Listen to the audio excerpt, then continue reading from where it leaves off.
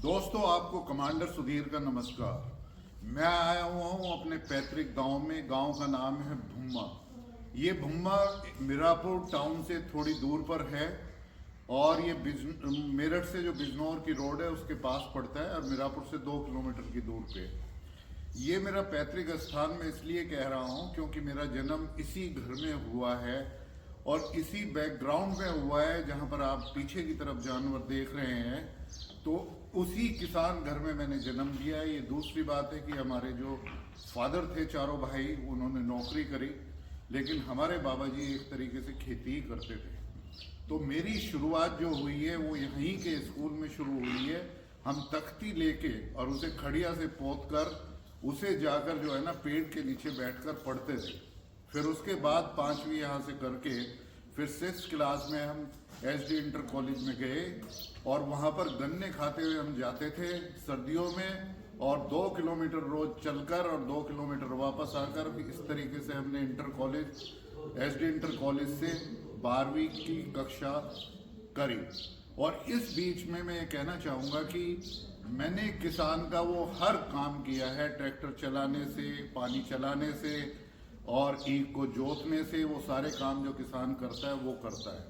मेरा आज का मुद्दा ये है कि अभी जो हमारी आदरणीय फाइनेंस मिनिस्टर है, उन्होंने जो बजट पेश किया है उसमें सारी चीज़ें बहुत ही अच्छी हैं।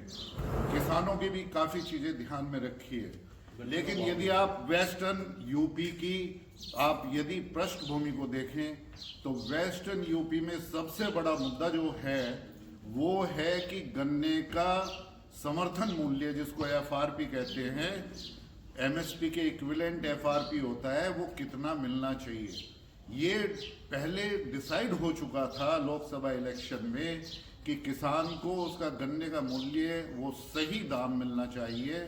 और इसकी पृष्ठभूमि इसलिए है, क्यों ज़्यादा मिलना चाहिए। 400 है, पंजाब में भी 400 या उसके ज़्यादा है, इसी तरीके से महाराष्ट्र में, तो यूपी में 370 ही क्यों मिल रहा है। पहले तो ये बात है। दूसरी बात ये है कि आजकल जो जितनी भी चीनी मिलें हैं वो सभी इथेनॉल बना रही हैं और फिर वो सिरे से जो है ना ज़्यादातर जो है ना वो वाइन एंड लिकर मैन्युफैक्चरिंग कर रही हैं। तो इस संदर्भ में किसी भी तरीके से जो चीनी के भाव हैं, खुदरा भाव या एक्सपोर्ट के जो भाव हैं, उसके कारण किसी भी तरीके से चीनी मिलों को कोई नुकसान नहीं हो सकता है यदि इस सीजन का यदि भाव किसान को शुरुआत सीजन से यदि 400 रुपये क्विंटल दिया जाए कम से कम। तो ये मेरा मानना है, ये कोई भी बहुत बड़ी ऐसी बात नहीं है कि जिसको नहीं किया जा सकता। और जैसे कि मैं लिखता रहा हूँ, बीजेपी के समर्थन में मैं उसका कार्य करता हूँ, लेकिन ये योगी जी और मोदी जी का भी विचार रहा है कि किसानों को किस तरीके से सपोर्ट किया जाए। तो आज ये बड़ा ज्वलंत मुद्दा है। हमारे जो जयंत चौधरी हैं वो इस क्षेत्र को, पश्चिमी यूपी जहाँ पर बहुत ही बहुतायत में गन्ने को उगाया जाता है, वो इस बात को उठाए।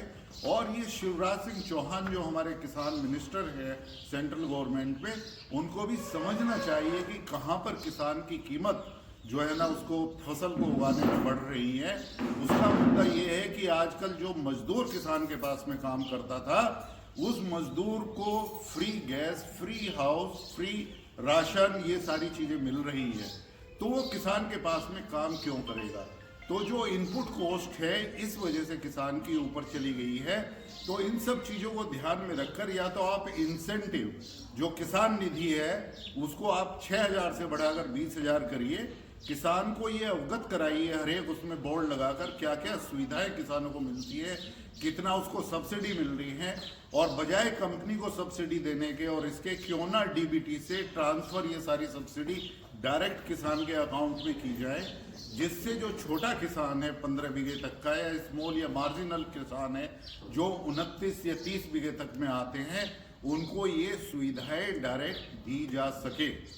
यदि किसान हमारा सशक्त होगा तो जिस तरीके से जय जवान जय किसान, इसी विचारधारा को आकर लेकर हम किसान को मजबूत कर सकते हैं, ये मेरा मानना है। और ये मैं वीडियो इसलिए बना रहा हूं कि जिससे मैं अवगत करा सकूं कि किसान की परेशानी क्यों बढ़ी है।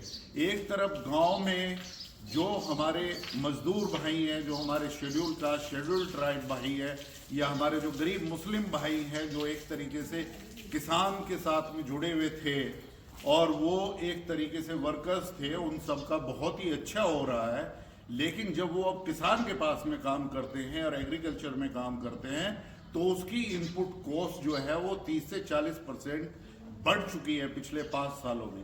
तो इसके अंतर्गत विचारगत होकर किसान भाइयों के साथ में बैठकर अच्छी तरीके से एमएसपी के साथ साथ ये एफआरपी गन्ने का पश्चिमी यूपी का बिल्कुल ध्यान रखना चाहिए, पूरे यूपी का ध्यान रखना चाहिए। और जितनी भी जो चीनी मिलें हैं उनके पास में इंसेंटिव काफ़ी हैं, उनको जिस तरीके से क्रेडिट सुविधाएं दी गई है तो निसंदेह वो किसी भी तरीके से यदि 400 रुपये करें उन्हें लॉस नहीं हो सकता। मेरा तो ये मानना है कि जिस तरीके से मैंने कॉस्ट एनालिसिस करी है, यदि गन्ने का समर्थन मूल्य इवन यदि 500 रुपीज़ पर क्विंटल कर दिया जाए तो भी चीनी मिलों को नुकसान नहीं होगा, ये मेरा मानना है। तो इसी के साथ साथ यदि आपको ये वीडियो पसंद आया तो कमांडर स्ट्राइक ये मेरा वीडियो चैनल है, उसको आप इस वीडियो को लाइक करिए, सब्सक्राइब करिए और ज़्यादा से ज़्यादा अपने दोस्तों को और किसान भाइयों को इस कमांडर स्ट्राइक यूट्यूब चैनल से जुड़ने के लिए आप अनुग्रह करें। धन्यवाद। जय हिंद। जय हिंद।